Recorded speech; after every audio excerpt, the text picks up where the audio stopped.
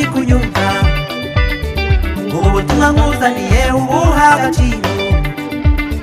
Umenye kandi wibuke kutuye kw'isi, isi iriho abantu n'ibintu mu buryo bwose.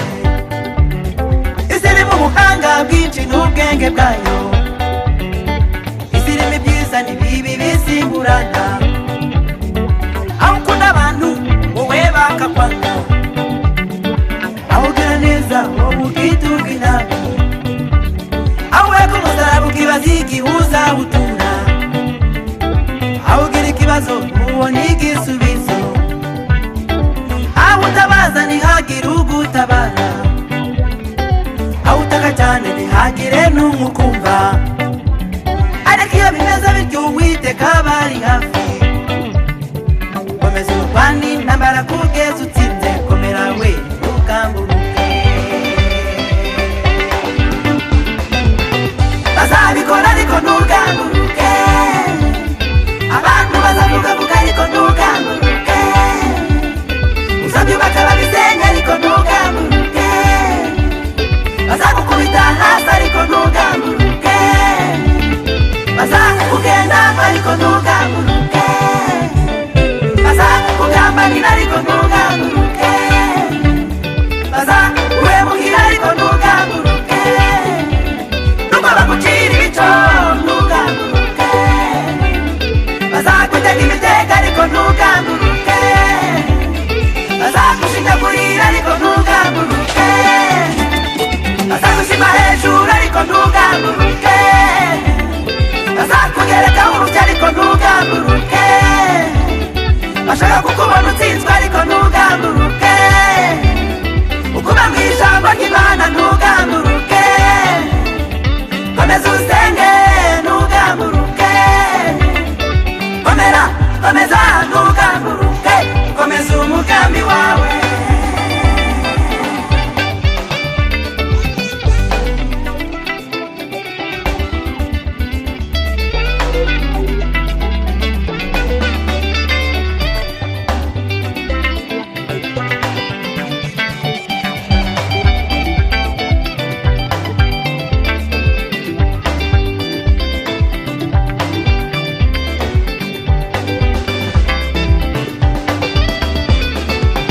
Ikibaba cyagiteye n'agahinda, iki gihe kigeze nta n'umwe ukumva, abari inshuti zawe benshi bahinduka abanzi, wari intama kuri wo wahinduka ikirura.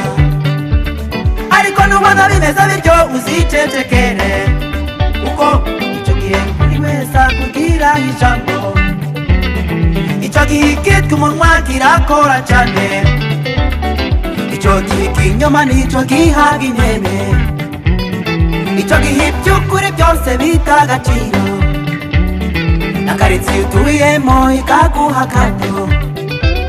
Ariko nubwo bimeze bityo ntucike intege, kuko abakwambura ijambo sibo bariguhaye, abagukura ku ntebe sibo bayikwicajeho, abarwanya impano yawe ntibazi uko yaje, ahubwo icyo kikwereke ku Uwiteka kuzi, ishyari bakugiriye niryo ribashenguye umutima, ukomere ntugamburuke,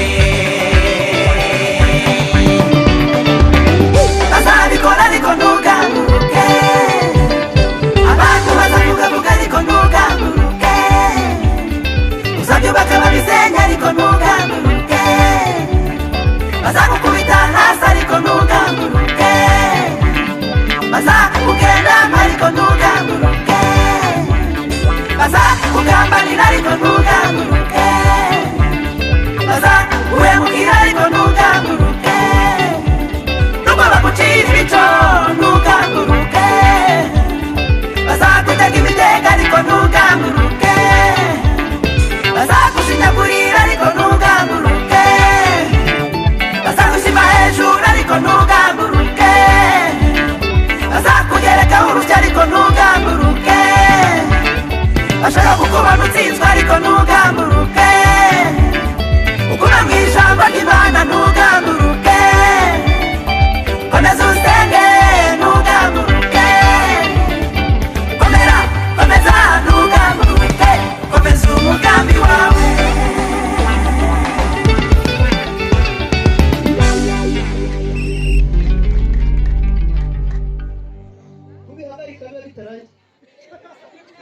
yangirira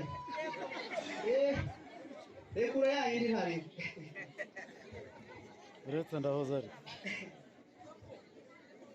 urayibuka ariko uze kugerageza kugabanya volume ya telefone uzamure.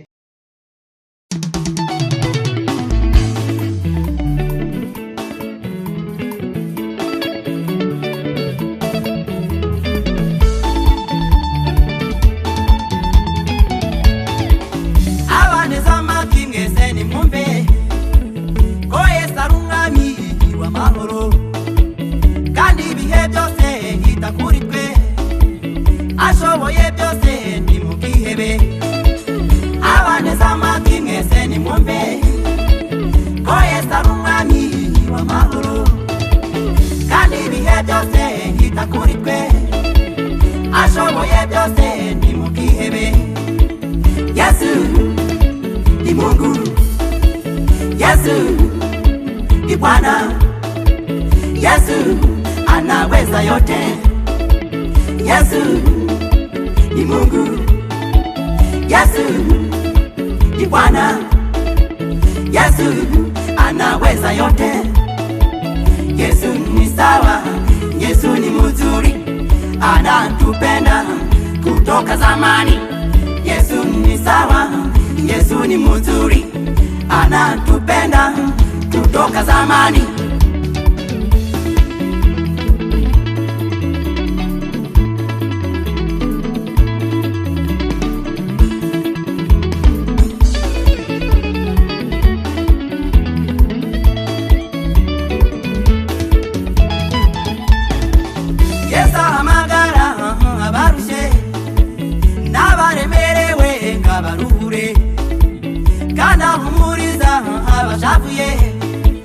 Abatenebutse akabakomeza, icyo nicyo kimenyetso cy'urukundo. Yesu aradukunda mumwizere. Yesu ahamagara abarushye n'abaremerewe ngabaruhure, kandi ahumuriza abashavuye, abatenebutse akabakomeza. Icyo nicyo kimenyetso cy'urukundo. Yesu aradukunda mumwizere. Yesu ni Mungu, Yesu ni Bwana, Yesu anaweza yote. Yesu ni Mungu, Yesu ni Bwana, Yesu anaweza yote. Yesu ni sawa, Yesu ni mzuri, anatupenda kutoka zamani. Yesu ni sawa, Yesu ni mzuri, anatupenda kutoka zamani.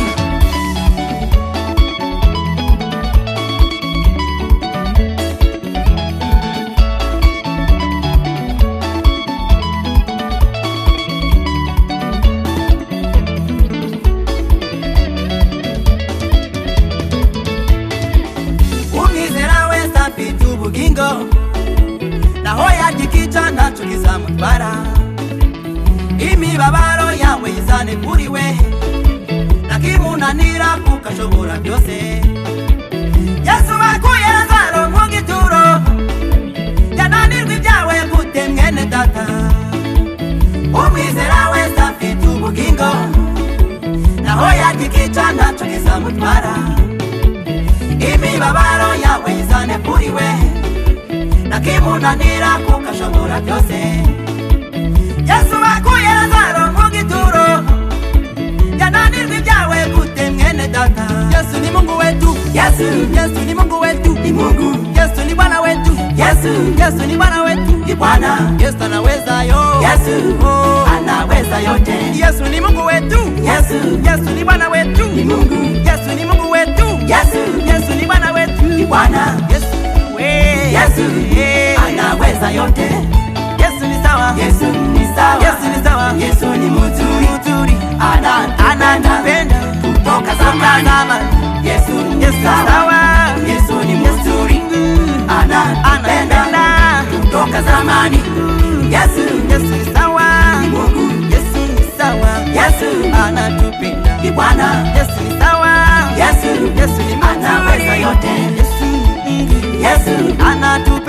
Mungu toka zamani. Yesu ni sawa, Bwana ni mzuri. Yesu anaweza yote toka zamani. Yesu ni sawa, Yesu ni mzuri, anatupenda kutoka zamani.